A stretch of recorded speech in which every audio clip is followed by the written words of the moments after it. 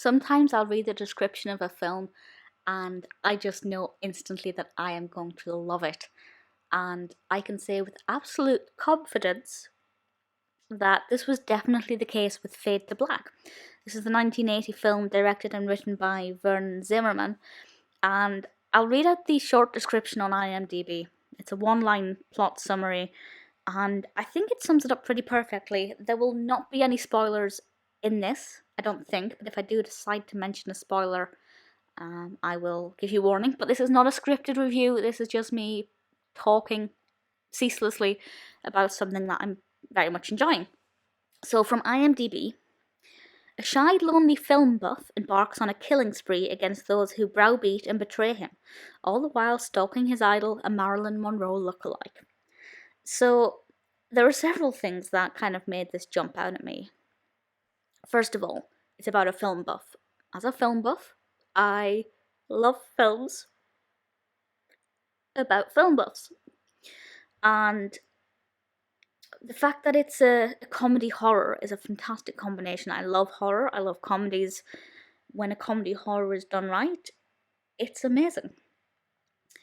And the fact that this film buff is obsessed with Marilyn Monroe and kind of just classic Hollywood in general meant that, as I had hoped, there are a lot of references in this film to other films.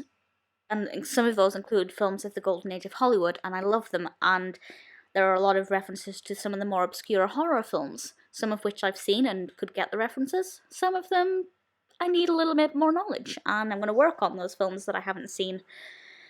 And if anybody knows where I can find, like,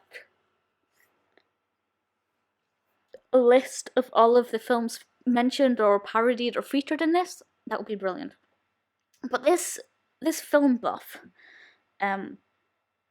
Eric, he basically he's not of sound mind. It's never really mentioned in the film. I don't think it's ever actually addressed in the film directly, but he evidently has some kind of mental illness.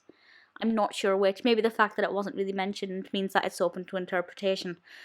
Maybe it was environmental.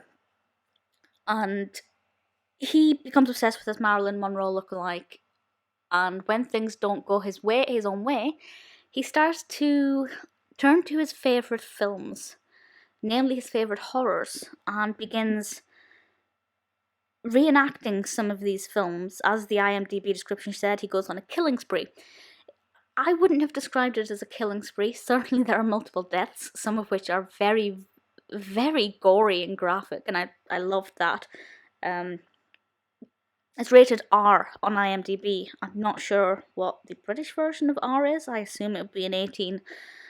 And for me, the excitement was, who will he emulate next? Which horror or thriller or slasher will he encapsulate within himself and give us his own portrayal of that death? I cared less about who he was going to kill and more about how he was going to do it. And it's weird because it's not unheard of, but it's not as often that we go on a journey with an antagonist.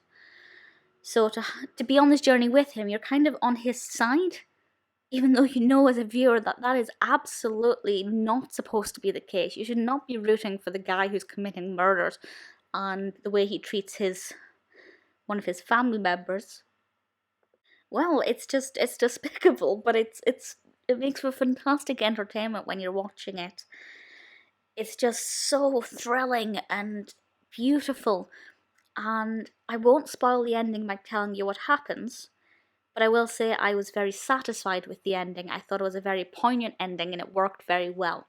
This is one of those films that I would love to study in more depth, as a character study, as a study of mental illness, as a study of the way in which pop culture, films specifically, impact our actions, our behaviours, and our thoughts.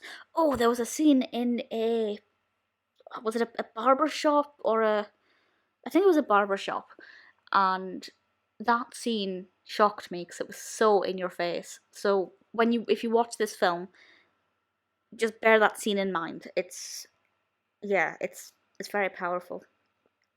But I loved everything about this film. If you have seen Fade to Black, fantastic. I hope you loved it as much as I did. Please let me know what you think of it. If you haven't seen it, I would definitely encourage you to do so if you have a strong stomach. If you like horror comedies or comedy, that doesn't work. I can't work out what the amalgamation of horrorities, commerce. I don't know.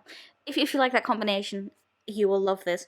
A very black comedy, of course, and if you love anything about film, cinema, Hollywood, you have to give it a go. Fade to Black is one of the best films I've seen this year.